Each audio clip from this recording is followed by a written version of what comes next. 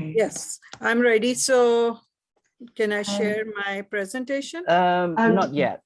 So Yeah. we will have our moderator, Isabella, Dr. Tirtawalio, and then we have a opening speech from our rector, Professor Suaidi Asari. So let me go ahead and start then. Yes. All right. Let me grab this slide. Okay, there you go. Hi, Professor Farha Abbasi. How are you? I'm doing well. Thank you. Thank you. Good, thank you.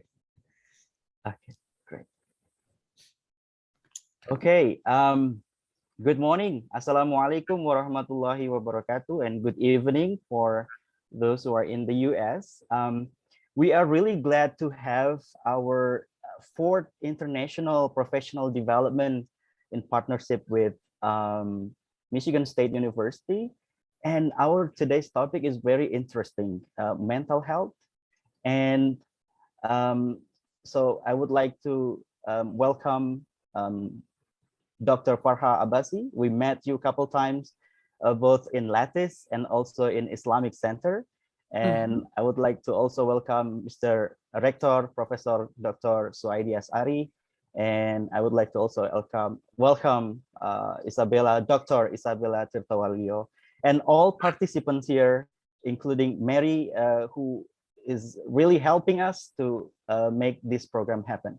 And then all participants, I believe there are some dean, vice dean, and vice rectors who are attending here this morning. But for some reason, the name are the same. If you see the participants' name are Dion Ginanto, and that is a my bad, because I sent a link that's supposed to be for me. But without further ado, I would like to invite Dr. Tirtawalio as our moderator. She graduated from MSU.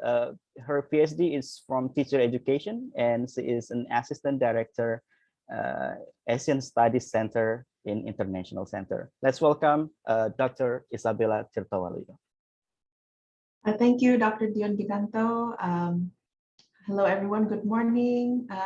My name is Isabella Tirtawalio. I am from Michigan State University. I'm from Indonesia as well. I am the Assistant Director for the Asian Studies Center, and I am very happy to extend our greetings from Michigan again to our dear Dr. and Professor Dr. Suaidi, the distinguished rector from Universitas Islam Negeri Sultan Tadin Syarifuddin Jambi. We are so delighted that we have a sustained engagement. We have now multiple webinars that we have held with MSU faculty members. Pak Rector, our Professor Suaidi, has also given a lecture at an MSU course. I believe it was last semester, and we look forward to more activities. And tonight we have a very, very amazing speaker from our MSU Department of Psychiatry, and also the director of the Muslim Mental Health Consortium. Please allow me to first, though, give the floor and mic to Professor Suaidi for the beginning of our event this morning. Silakan, Pak. The mic is yours. Thank you very much. Assalamualaikum warahmatullahi wabarakatuh. Good morning, everyone in Indonesia, and good evening for our very best friends in the United States of America. I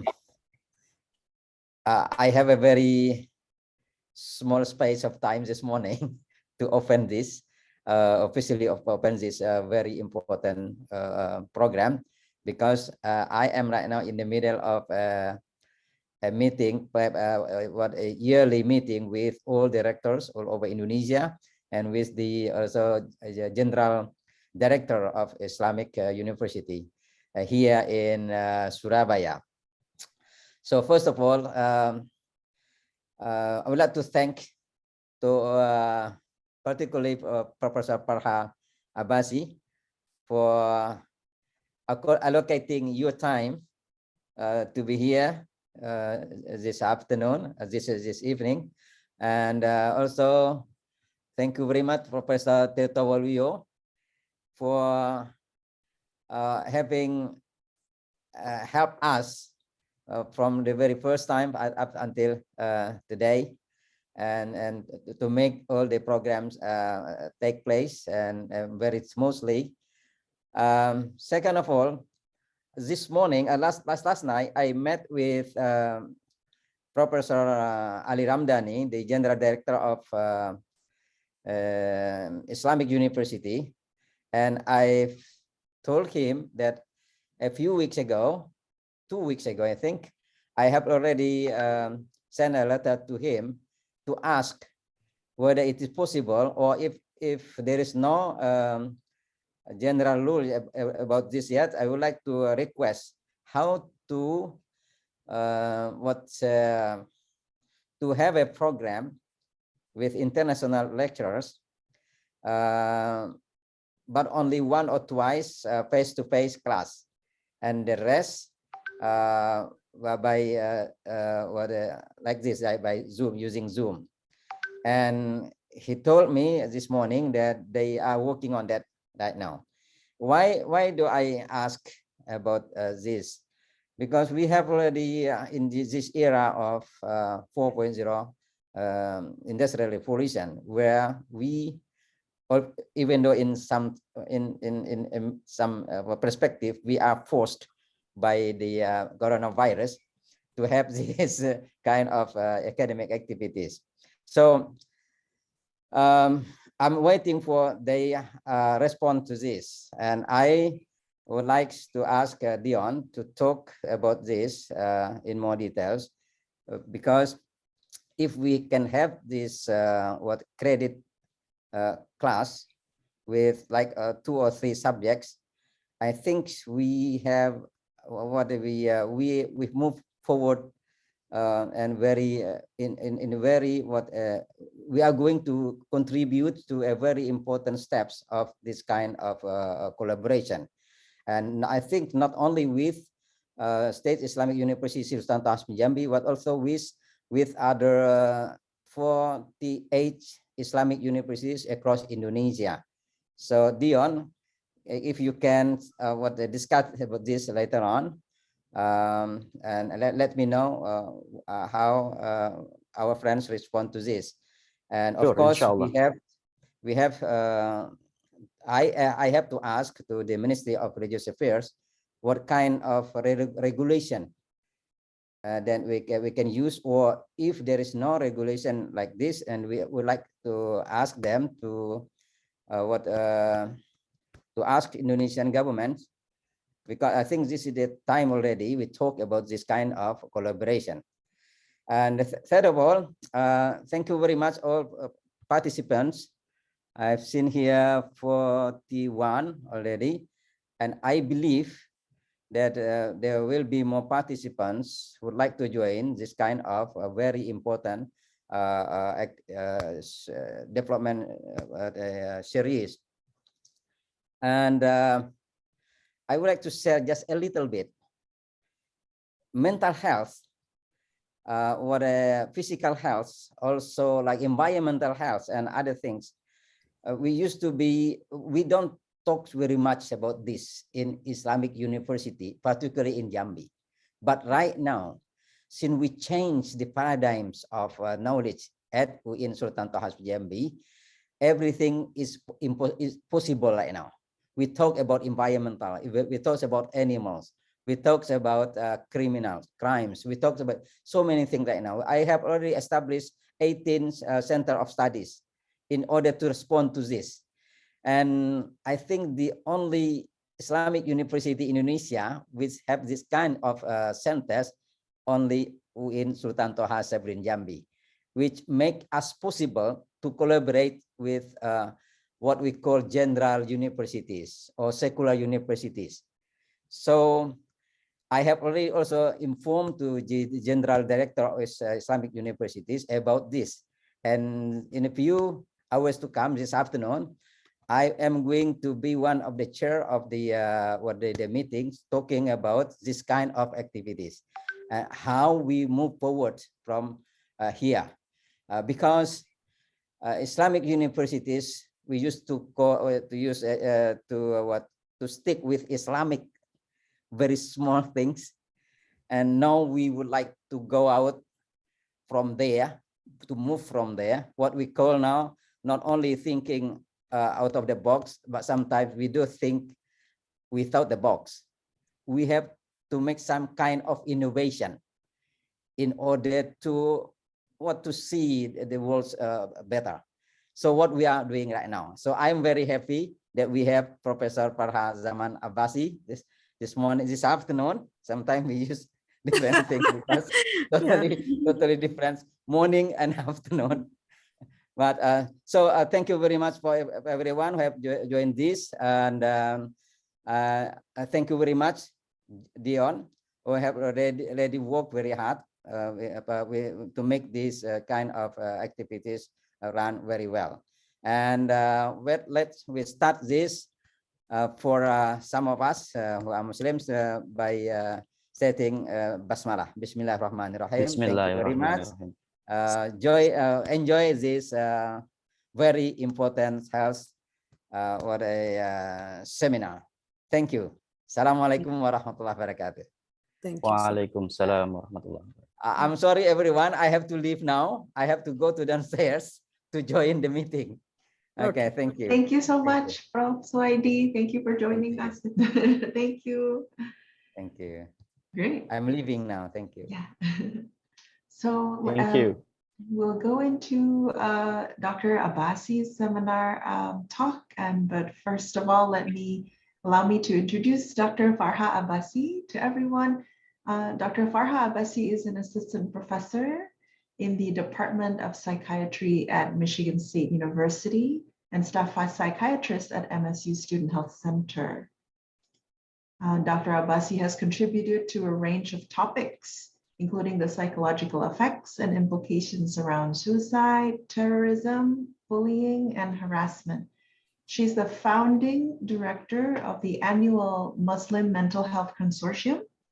Under Dr. Abbasi's leadership, the Psychiatry Department at MSU, with joint funding from MSU's College of Osteopathic Medicine, launched the Muslim Mental Health Initiative, including a conference and journal focusing on Muslim mental health. A primary goal of the consortium is to take advantage of the existing expertise within Michigan State University and from across the country and globally in order to advance the goals of Muslim mental health. Most recently, Dr. Abbasi contributed to the Steve Fund Crisis Response Task Force, a nonprofit organization dedicated to promoting the mental and emotional well-being of students of color or minority students in the US. The National Task Force was created to develop recommendations for mitigating the mental health risks for these students caused by the COVID-19 pandemic and the economic and social upheaval that has followed. It's really a great delight to have Dr. Abbasi. And so I will give the time now. Dr. Farha Abbasi, please begin your lecture. Thank you. Assalamu alaikum. Let me begin in the name of Allah, the most merciful and the beneficent.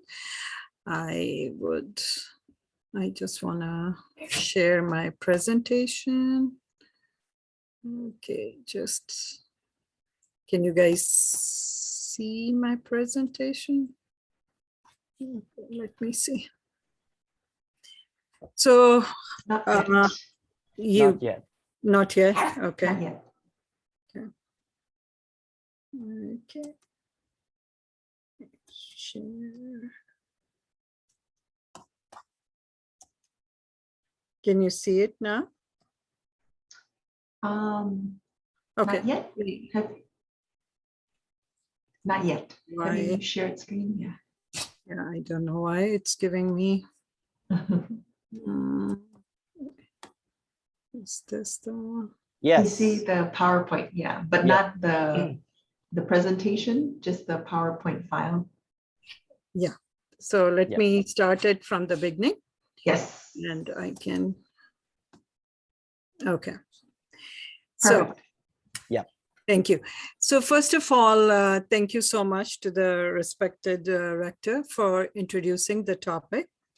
One thing which is really very encouraging as a practicing Muslim and as psychiatrist for me personally is that when I look at our religion, mental health is very central and integral to our practices.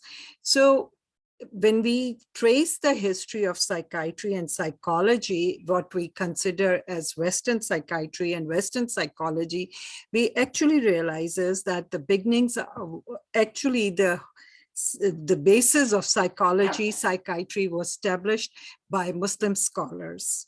And the first psychiatric hospital was built in Baghdad. But also recently, when I started reading Quran with my Imam in East Lansing, we both came to the conclusion and realized that what we think are Western concepts are very integrated and ingrained in the context of Quran. So that's why I now, as a practitioner, am actually using a lot of my principles and values that I had learned from Quranic verses and have been applying that to the care of my patients. So this is where this concept of faith-based mental health has started. So I will go back and give you examples how we are doing that. But today I wanted to talk about everybody, of course, is being greatly impacted with COVID-19 pandemic, but also as a Muslim currently, we are also facing a lot of other challenges. So I want to use these faith-based skills and also provide the mental health support and how we can bring it together to cope with all the stresses that we are facing currently. So, like I said, for the last decade, Muslims have been facing an epidemic of vulnerability, persecution, displacement, and political vitriolic. So if we look at the major conflicts in the world right now, mostly are happening in Muslim majority countries or are impacting Muslims directly or indirectly.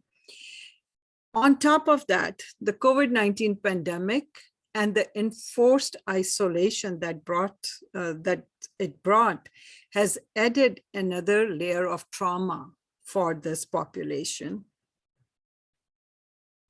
So we see right now in most of the geopolitical context, when we see how Muslims are being used as a political subject, as if they are not human, the vitriolic context of so like recently we saw even in the Ukraine conflict, where we were all very concerned about the refugees, but the narrative being that if you are coming from a Western country like Ukraine and are blonde and blue-eyed, you are civilized, or those refugees are accepted.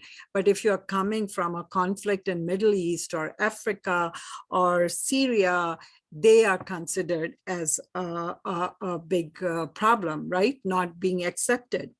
So we see this negativity increase all over the world, and especially here, even in United States, we are seeing the hate crimes have gone up against Muslims. So, you know, this is a graph I wanted to show you. So we are at somewhere between orange and getting towards genocide. We are just short of genocides, but everything right now, what we call Islamophobia or identity-based bias is bias. This is where we are lying. These are bias-motivated violence, right? It can be physical assaults. It can be, we have seen vandalism. We have seen cases of arson. So we are very concerned about this, and this all is taking an impact on our mental health.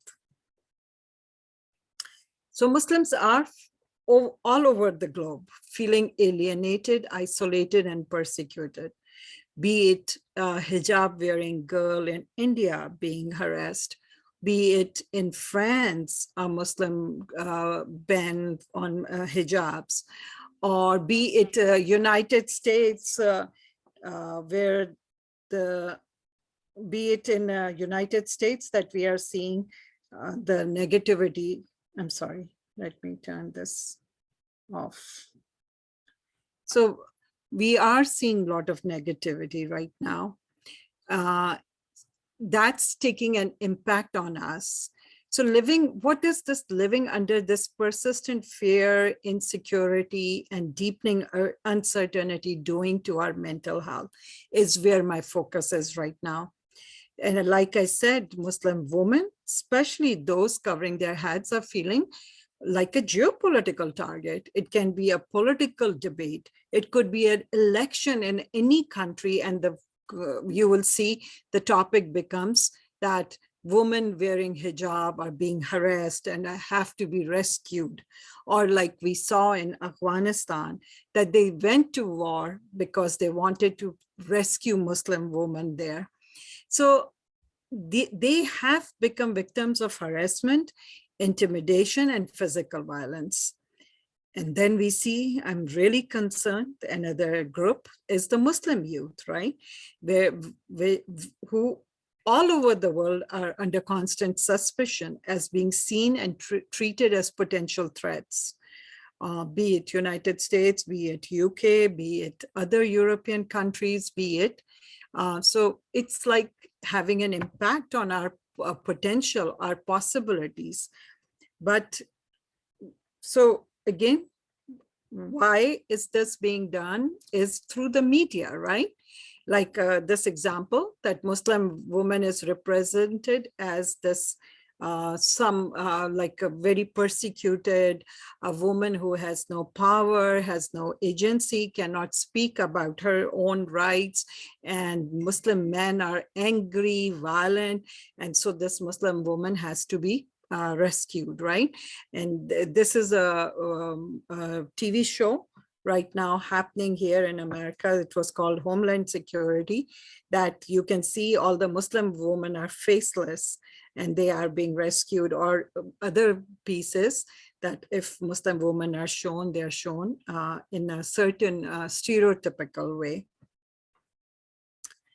But another population that I'm really concerned about are the refugees or internally displaced or evacuees. How is their mental health doing, right? So UNHCR estimates that there are at least 10 million stateless people worldwide. This figure expressly excludes Palestinians, and a lot of Muslim refugees are not accounted for in this number. But what is very concerning is as many as 1 out of 3 stateless persons in the world, they are victim of wars and trauma. They have been forcibly displaced out of their homes. But why is it so important for us as global Muslims? Is that these are children, at least half of them are children. So you will have millions of Muslim youth growing up without their belonging to any country. So they wouldn't have citizenship of any country. And what does that impact? How does that gonna impact their mental health? So that's another piece that we have to work on. So the largest number of internally displaced children due to conflict are found in the Middle East and North Africa and Sub-Saharan Africa. The MENA region recorded over 12 million internally displaced people as a result of conflict and violence at the end of 2019. Almost all of them lived in just 3 countries, Syria, Yemen, and Iraq. And around 5 million were children. These are very concerning issues, right? These are undocumented with no proof of their nationality. Many Syrian refugee children face a dangerous and uncertain future due to the risk of statelessness, which means you do not belong to any country. You do not have a passport. You don't have an identity. So what is happening is every day, one of these children that we are talking about either go missing from these refugee camps or dies of starvation or disease. And this is another piece that as global Muslims, we are carrying the trauma by association, which is called vicarious trauma. So if we think of right now, this is in psychology, what we call basic needs of an individual to grow successful and live a healthy life and have a mental wellness, right? These are the needs, which is self-fulfillment. Then you have psychological needs of being wanted, being secure, having love, validation. But right now, being a Muslim, these needs are not being met. And that's having a really detrimental impact on our mental and physical health. So what does stress do to you? Stress, real or imagined threat to physical or psychological integrity of an individual. So I'm sorry, give me 1 second.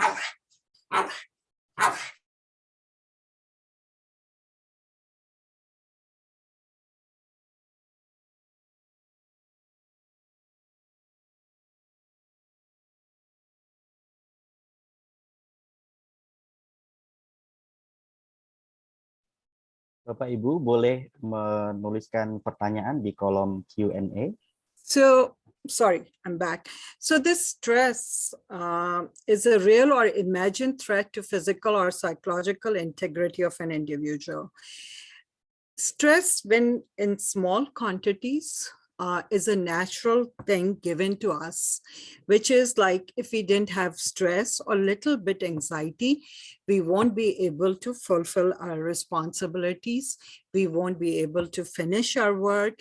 We won't be able to keep up with our jobs. So little bit physiological stress is good. But what we are talking about here is persistent toxic stress that we all are feeling because of our own individual concerns, but then what COVID has done, but then what does being a Muslim in today's world, how is it impacting you? So all that combined is a cumulative toxic stress that we have to be concerned about. So normally a human body is at homeostasis. Homeostasis means that there is a system that your body functions on. Like this much blood will go to heart, this much blood will go to your kidneys, this much blood is needed, this much water you should be drinking. This is called homeostasis. But when there's an injury to the body, like we can say, even like you know, fasting, let's take fasting. So what happens is when your body is starving or fasting, there are other systems that come in play to keep this homeostasis working so that your body does not collapse. It continues to work. This is called allostasis. But when we have this toxic stress, this ability for the body to maintain itself, that gets injured and harmed. And your immunity goes down, your system starts to disrupt, your heart feels the pressure, your brain can feel the impact, and that's what we call allostatic load.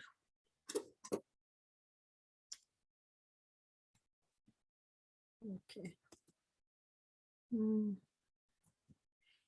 So stress can affect every part of your body. It can affect your ability to focus. It can affect your sleep. It causes your body to hold stress all the time. So your muscles are tense. Your heart rate is increased. Your appetite, everything gets disrupted. So intense and persistent stress can influence how your brain develops. Your brain structures get affected. So what happens is the frontal lobe, which is our thinking brain, our decision-making brain, it gets shrunk because under stress, your body gets into the mode of being attacked. You feel like you are being attacked. So you are on the go. You feel like I have to fight back or I have to run out of this situation. What happens is you become action oriented, that I have to do something.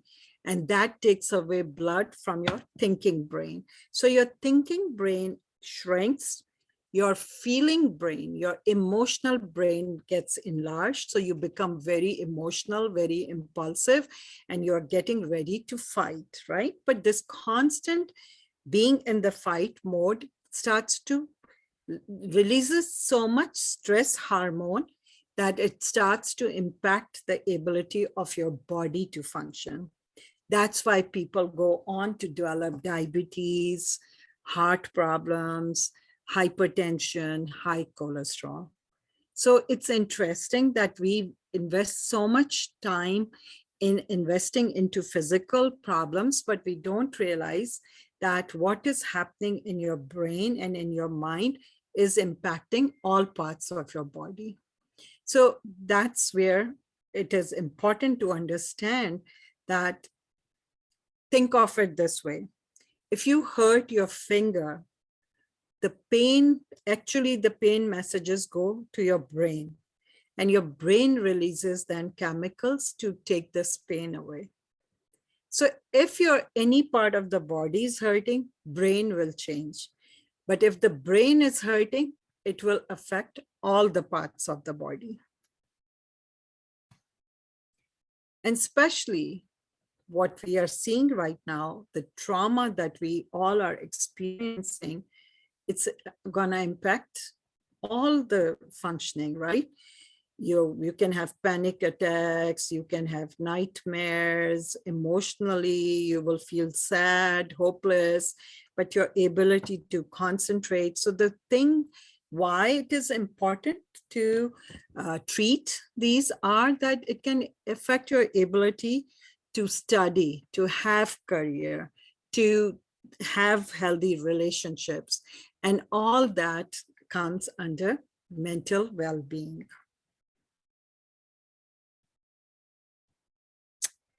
Now, coming to faith-based coping and why is it important? So we know that religion is very central to our Muslim identity. And we also saw that during this pandemic, when Islamic centers, especially those of us who were not living in Muslim majority countries, but even those who were living in Muslim countries, the Islamic centers or the masajids closing down had a very detrimental impact on all of us, right? And especially when we saw that the Hajj had to be suspended, right? That there were no people doing tawaf. That had such an impact on us as Muslims, right? Because we believed that the biggest miracle is that Khana Kaaba always have people doing tawaf around it, right? So this created like a spiritual also trauma for us. And then we saw to Ramadan during that. And in Ramadan, how the families come together, how the community comes together, how you want to go to masajid to pray, all of that got impacted. And that created an additional trauma. We know that average Muslim household family is multi-generational, right? This connection was disrupted, and that also, like we lost so many older family members to COVID, or like even the rites of burial changed. You couldn't visit, you couldn't do be there for burials, and that impacted the trauma, that impacted the grief. And again, although we know that being a Muslim, it is very clear that you would be tested, you would be tried. And this we see again and again in different verses of Quran, right? So no disaster strikes upon the earth or among yourself except that is in a register before we bring it into being. Indeed, for Allah, that is easy, right? So you are gonna be tested.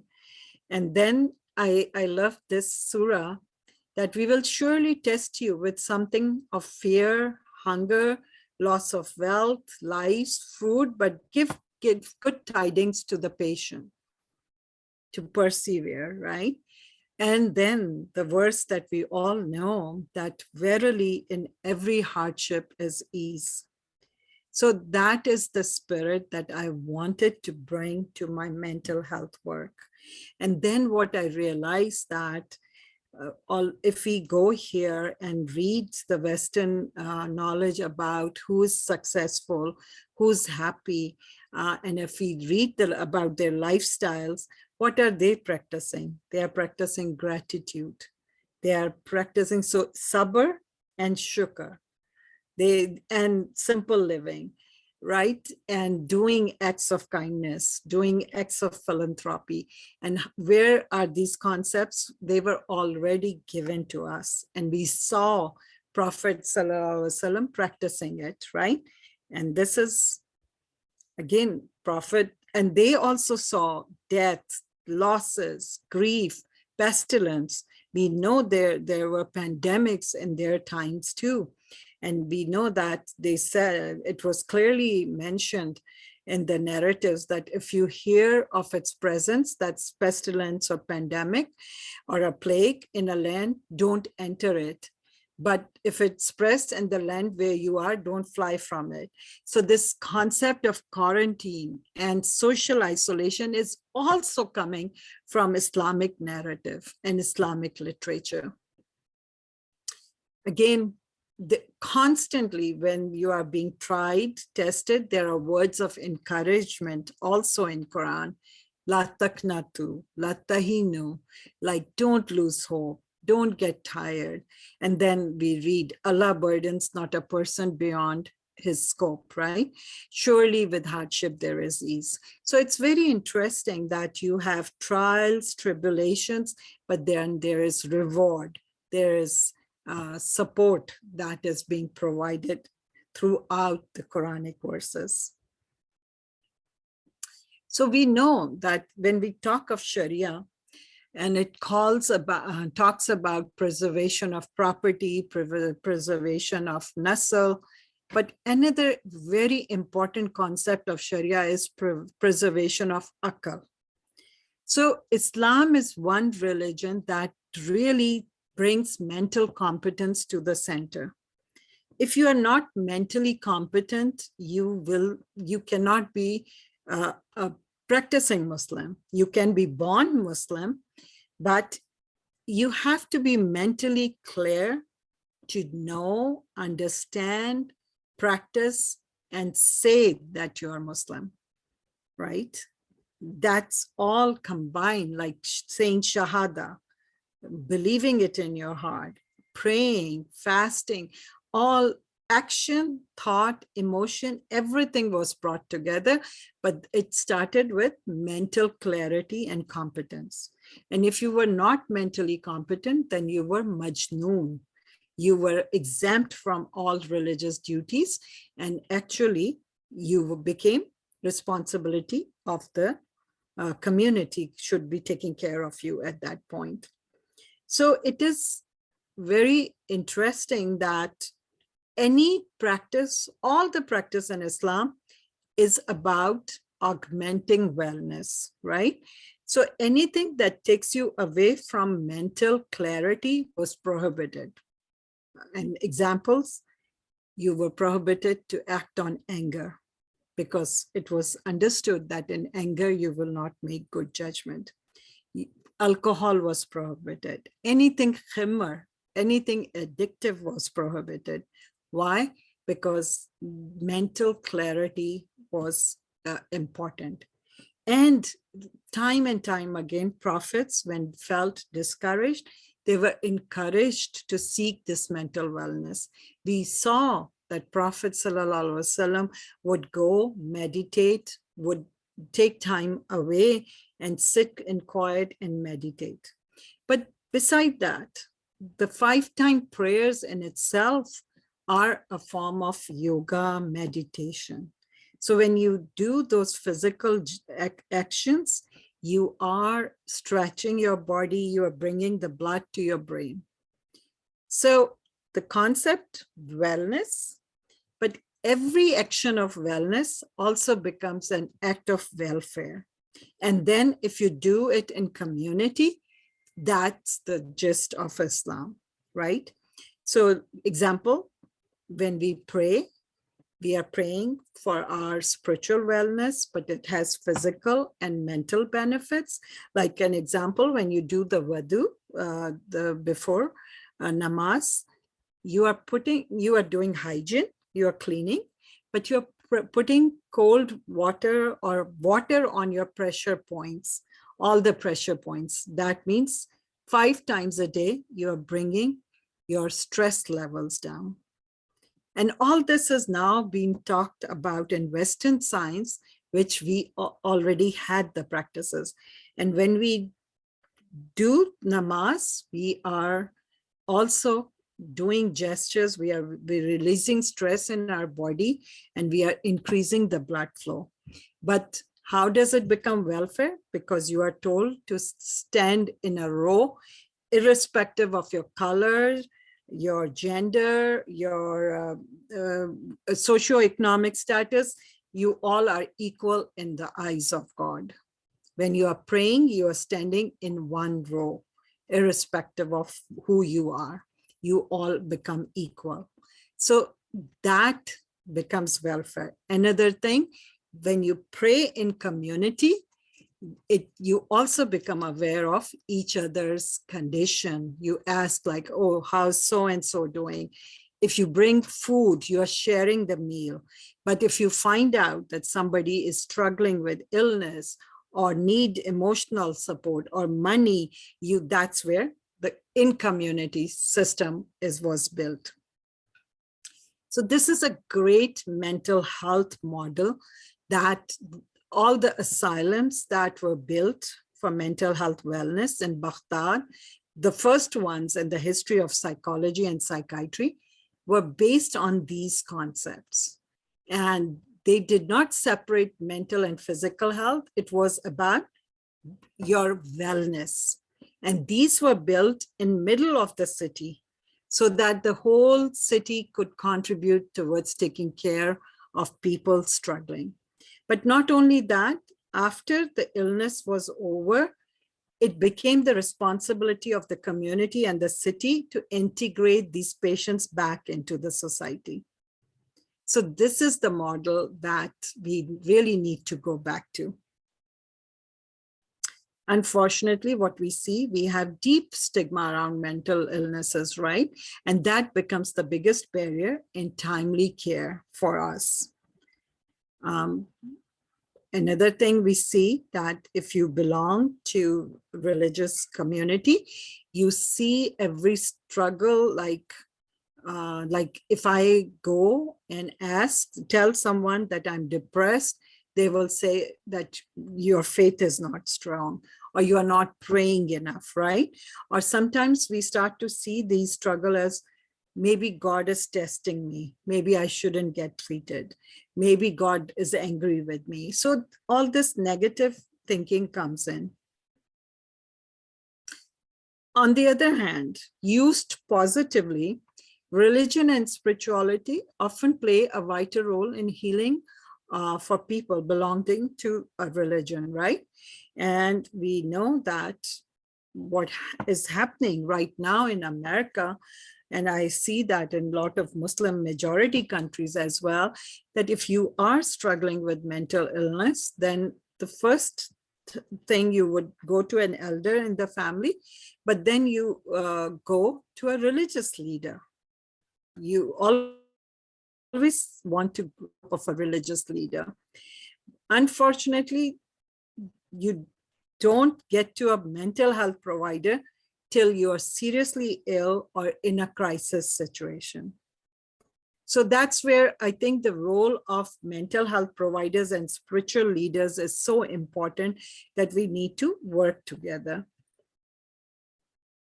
We also see that if you belong to a religious community, that when you do have depression, when you do have psychosis, which is like you break away from reality, your delusions also become very religious in nature. So you feel like God is giving you commands. God is telling you to go hurt yourself or go hurt someone else. This is also what we see. So it is very important that we differentiate what is mental illness and what is spiritual concern, right? Sometimes they overlap. Sometimes when you are struggling with your faith, you will become depressed. And sometimes when you are depressed, you will have hard time keeping your faith. So it can be a combination of both. And that's why it is important that everyone come together and work on this. This was a case from our town. This is a young kid. He was fasting and he started having a first psychotic breakdown. So he saw delusions that he's in hell and the devil is punishing him for his sins. And he thought he's having spiritual experiences. So he went to Imam to pray with the Imam. Imam did the ruqyah on him and prayed with him, but also because Imam, a local Imam, and I worked really together, closely together, he said, I do see that this is possibly a mental health concern. So he referred him back to me. I treated him, and then I told him that continue the medication, but please continue praying with the Imam. So this is the collaborative model that we are working on. So this is something I do through Muslim Mental Health Consortium, that we kind of work together, we refer to each other. We have also trained imams in first aid mental health training, which is kind of introducing them to the concept of what's depression, what is anxiety, what is psychosis, and how to identify it, and how to refer to a provider. Like the imam did the training with me. So now he knows that what is spiritual concern and where is person kind of suffering from schizophrenia. This is a picture of the imam's training. Because mental illnesses can be perceived as spiritual weaknesses, addiction is another field that we think it's a moral failure. We don't see the disease part of it, and we need to. And then suicides are taken as ultimate act of sins, right? Lot of Muslim countries, this is punishable crime if you attempt suicide, without understanding that why people get to that point, what is mental illness, and how people get to that point of hurting themselves or hurting anyone else. So I truly believe, and that's the model we are working on, that faith leaders and mental health providers can be natural allies as both propagate the same goals of wellness and well-being. The roles, the boundaries have to be established, like I'm a practicing Muslim, but if it is a spiritual question, or if it is a question of fiqh or faith, I am not the authority. So I should refer to the imam and let the imam answer that question. Same way, if imam is seeing depression, anxiety, they cannot treat the person. They can advise them, pray with them, but refer them to a provider, a mental health specialist. So we really need more trauma-informed care in congregations. where cognitive shift can happen. We should not look at addiction, depression, anxiety, or behaviors where you hurt yourself or hurt someone else as sin or faults or failure or bad behavior. We should always think like, what is happening to these people for them to engage in these behaviors. This is what we call trauma-informed care, and that's what we are working on now. Substance abuse, mental illnesses, and suicide need to be seen and understood in terms of underlying pathology and not as moral, spiritual failures of faith. Thank you, and I'll open up for questions. This is a brief introduction of what work I'm doing. Thank you so much, Farha. Dr. Abbasi. Bapak dan Ibu, we welcome you to post your questions to respond to or to ask for clarifications and others in the Q&A window, or also you can put it in the chat window if you'd like to. There's currently one question from Pak Dimas Dinata, and it's perhaps more about the context that you were sharing at the beginning. Dr. Abbasi, how are Muslims, what is the condition for Muslims currently in America or in the US? I read and got some news that Islamophobia is spreading widely here. Is it right, or is it just happening in specific areas and specific moments? Thank you so much for answering. I would say Islamophobia is very prevalent. It's everywhere, but at the same time, there is a lot of progress happening as well. There are more Muslims becoming advocates, like advocating for our rights. So there is Human Rights Watch. There are people being elected, people being getting into important policy positions. So there's a lot of work being done around it, but at the same time, yes, Islamophobia is spreading. It's not only America, it's happening in UK, it's happening in France, it's happening in Europe, it's happening in India. So I think this is a very global phenomena right now that we have to really think about, and think about strategies, how to advocate for our rights and how to continue to work on our wellness. Thank you, Dr. Abbasi. There's another question from Ibu Arini Tasya. What do you think is the role of Indonesia as the biggest Muslim population in the world in terms of helping Muslims in a minority country to cope with mental issues problems? I think Indonesia, what is really admirable is the diversity model.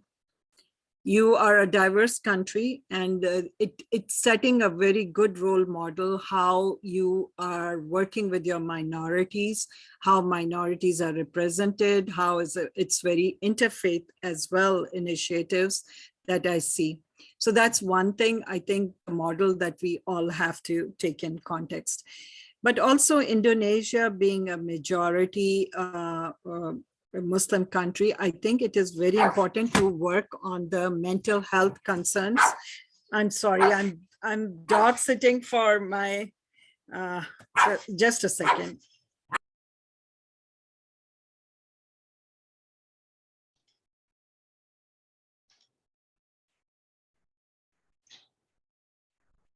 Dion, is that you have to leave to teach? No, that's not me. That's why Bapak Ibu kalau misalnya bertanya mungkin bisa dikasih nama, karena seluruh nama di sini appear Dion Ginanto.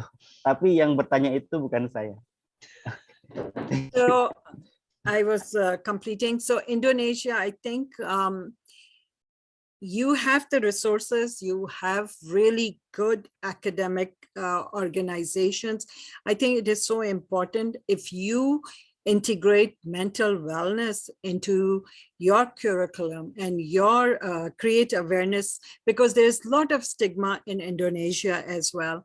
I think you can really set really good models for the rest of the Muslim countries to follow. And I think if we continue to have these academic exchanges, both countries can benefit, students on both sides can benefit from the expertise. Thank you, Dr. Abbasi. That is really encouraging. That, I do think Indonesia has such a good potential to contribute and advance our own discussions on mental health. Right, Bapak Ibu, we welcome more questions, because so far I don't see any other questions yet. Or if Pak Dion, if you have some questions for. Yeah, I do. Yeah, Dr. Abbasi. Yeah, Dr. Abbasi, thank you so much for the very, very insightful topic for today. My question would be, so I sometimes still feel stressful, with I'm not really sure what made me stressful, but I feel stressful with, maybe with some news that I read from TV or from the media, and I did as what you suggested, right? For example, make wudu and salat and, do like prayers, but it is still, still in our heart. Do you have any suggestion, like into deeper actions for that? Yeah, absolutely. So that's exactly the point of mental health and faith coming together, that you continue to do the lifestyle changes, like every day cutting down on your stress. First of all, I would say that you sit down and identify what are the triggers of your stress. Like, is it news that bother you? Then you have to limit your exposure to that, right? If it is academic, that going to school, the classes that you are taking, if that's the source of stress, then you have to sit down and say, is it because I'm not giving it enough time? Is the course difficult? Do I talk to a teacher? How do I tackle that problem, right? Is it because I'm not able to focus and concentrate? Then that's another direction. If it is a constant problem that you are not able to focus, concentrate, or function, then it's time to talk to a mental health provider. Get an assessment that where is this anxiety coming from, okay? If it is relationship issues, then tackle it there. Like, is it the conflict in the relationship affecting me? Then you work with the counselor or a marital counselor, or whatever elder in the family. So what I'm trying to say is that right now, as an individual, we are facing multiple challenges. It could be coming from so many places, right? It can be our own individual concerns about children, family, well-being, finances, politics. First of all, you're carrying that burden. But on top of that, because you see news now, everything we get to hear, what is happening in Ukraine, what's happening there. So you are constantly being bombarded by traumatic messages. That's why it is important to take a social media break as well. But few things are very important. Taking care of your sleep, your nutrition. Make sure you're taking enough time for exercise, even if it is 5, 10, 15 minutes breaks that you can, but always sitting in a quiet place and regularizing your breathing. Because when you are anxious, when you are stressed, we do not breathe deeply. We are not taking in deep breaths, and that creates this sense of panic and this feeling of anxiety. But after taking that accounting, you feel like, no, I'm doing everything right. I'm still feeling anxious. A simple test. Consider the last 2 weeks of your life. Have you been more unhappy, then happy. Let's say out of the 14 days, you say, oh, 10 days I was sad and anxious, only 4 days I was okay. Then that's an indicator that something is not right, that you need to go to a mental health provider, physician that evaluates you and diagnose that if it is depression, anxiety, that's affecting your other functioning. Ibu Bel, Dr. Tirtawalya, I have one more question. It's from someone, but he doesn't want to be mentioned, his name. Is it okay if I read it? Of course, yes. It's on my WhatsApp. So Yes. if we are Muslim, we can do salat to solve the mental health problem. What about those who do not have religion or who do not believe in God? Do you have any suggestion? Yeah. First of all, let's clarify one thing. Salah is another tool to do well. But again, what I'm saying is that once you have, let me give you an example. So I don't know how many of you know diabetes, when your body's is not utilizing the sugar. Okay. So when the first time patient starts to have symptoms, we call it pre-diabetic, like he hasn't developed the disease. And we tell the patient, make the lifestyle changes, diet, exercise, stress, but we don't start the medicine. But when we see that after making these lifestyle changes, the disease is still increasing and worsening, we give them some medicine. But after a while, when we see that oral medicine is not enough, we put them on insulin injections, right? Same thing with mental health. When we initially see you anxious, depressed, we say, make lifestyle changes, pray, eat healthy, sleep. But if you continue to be depressed after that, then it is a disease process. That means you need medicine on top of whatever you are doing. But then if you get really serious, then we sometimes have to put you on injections for medicine. So it depends where you are, right? So it doesn't mean that if you're praying, you will not get depressed or anxious. That's the goal of the lecture here, that even if you're doing everything right, you can still get depressed, anxious, because it is a disease. It's changing your brain's. And if you read the Quran and historical narrative, prophets used to get depressed. Prophets used to get discouraged. Prophets would get into severe depression and then would be encouraged to use meditation or use medicines. So nothing in Quran tells you not to get treated. So let me first clarify that. Then comes, what do people who do not have religion? You know, it's interesting. People are very flexible. Some do like make exercise their main goal, or some keep pets to help them deal with anxiety. Some become artists. So human beings have different ways of reaching to that point.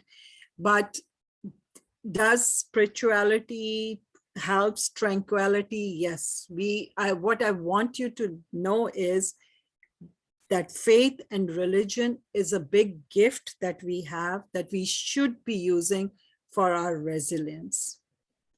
I hope I clarified that.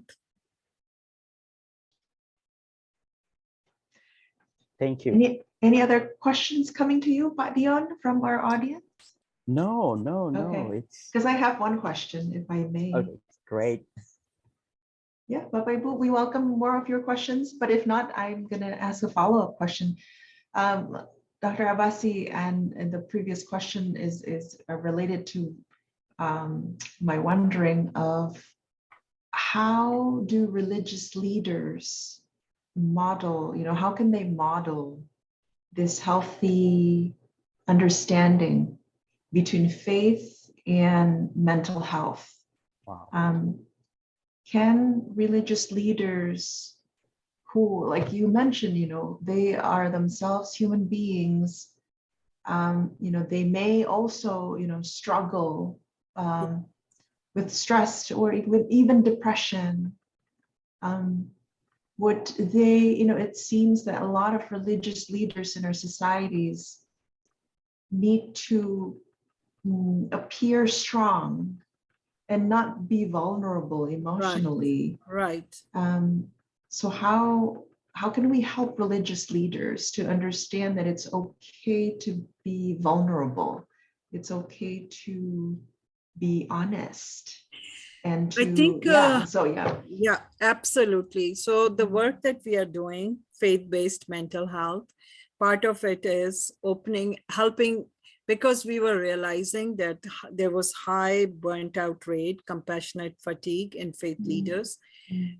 So definitely there is a lot of burden on them, because right now it's not only they carry their own personal losses, it could be financial, it could be, loss, illness, sickness, anything could happen to them too.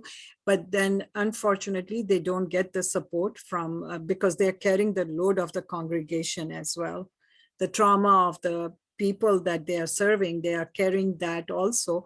Like, an imam can be called for prayer on a deathbed, or can be consulted with marital issues or grief counseling. Like, they have to do so much work that we realized that their own mental health, we did a research on it, and we realized that their own mental health was also getting affected.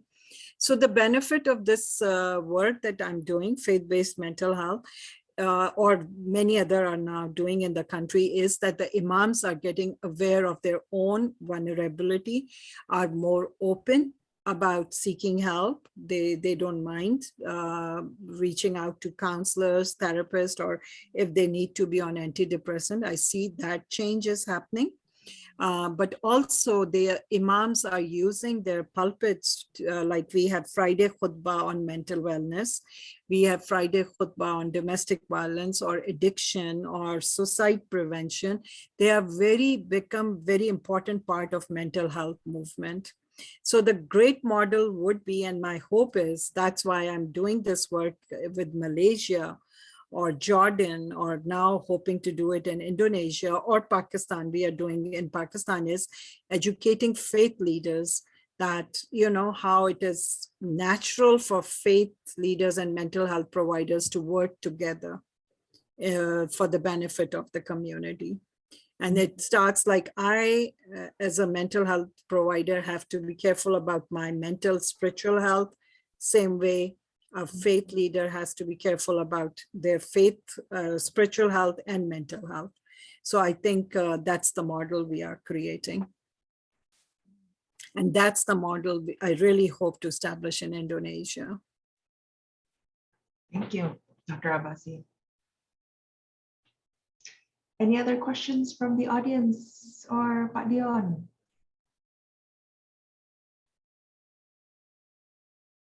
Oh, you're still muted, it seems. Do we still have any... because I got one more WhatsApp message. Oh, sure, yes.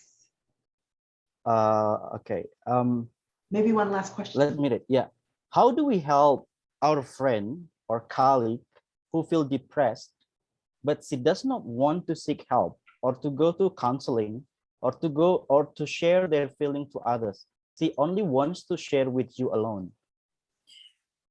I think that's where the biggest harm of stigma is, right? So one thing is assuring your friend that when you are depressed or anxious, it's not weakness of your faith, or it's not a failing, you are not being lazy. Understand it is a disease. And like any other, like imagine your friend coming to you and saying, I have cancer, but I don't want treatment. We should understand depression in the same way. That would you, if your relative friend come and tell you and say, hey, I don't want care, but I have cancer, or even let's say diabetes, we say, oh no, you have to go to the doctor, because if you don't go, you will have worst consequences. And that's what we are seeing right now. If you do not take or do an early intervention of depression, anxiety, or other diseases, mental health, mental illnesses, you have worst outcomes. You end up either hurting yourself, and when I say hurting, it's not just physically harming yourself. You can affect your education, you can affect your relationship, you can affect your children, you can affect your other family members, or some people go towards unhealthy coping like addiction or eating disorders. So there's just such bad consequences. And when if we just drop this thing, that there's the stigma, the shame around mental illness, and treat it like, okay, I have this problem, deficiency of good mood hormones that's making me depressed or anxious. Like any other disease, I'm going and getting treated. So bring the stigma down. I think we need, and the stigma will come down once we have more knowledge that it is a disease. It's not something that we can control. It's not in our control. It's not a weakness that you are lazy, you don't have the willpower, or you should not be feeling depressed. That does not work. Depression can happen to the most successful people. Depression can happen to the most religious people. Depression can happen to anyone. And that's something we have to accept and create awareness about.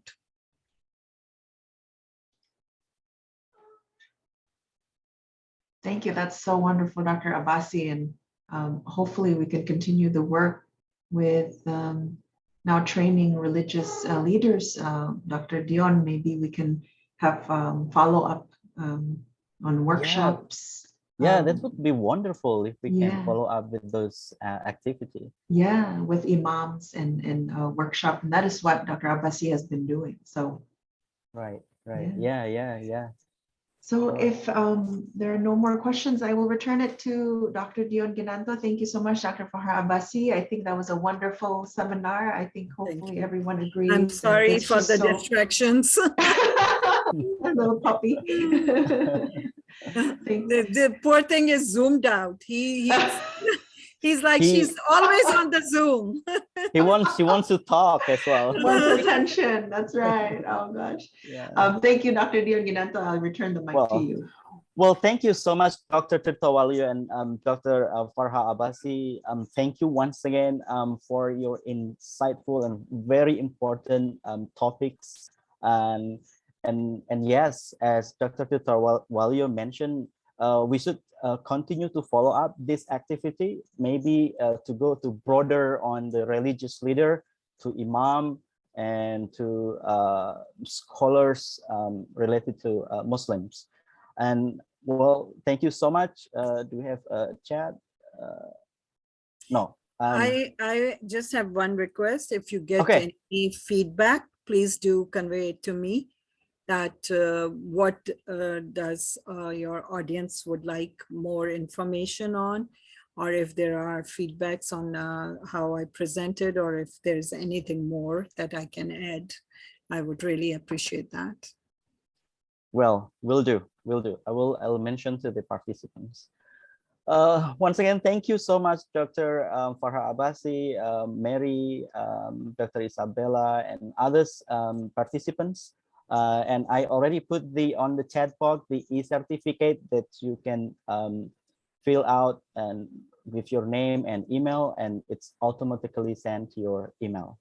Once again, thank you so much, Dr. Abbasi, Dr. Tirtawalio, and hopefully we can continue to partnership between MSU and UIN Jambi, especially for mental health issues. Thank you so much. And hopefully I can visit in person someday. Yes. Yes. Yes. We have to get yes. Farha to Indonesia. Yeah, we need to find some funding to get you into Indonesia. Okay. Yes. Thank you so much. Thank you. Thank you, Padion. Thank you, everyone. Thank you. Have a good Thank morning. Thank you. Have a good day. And have a good night. Thank you, everyone. All right.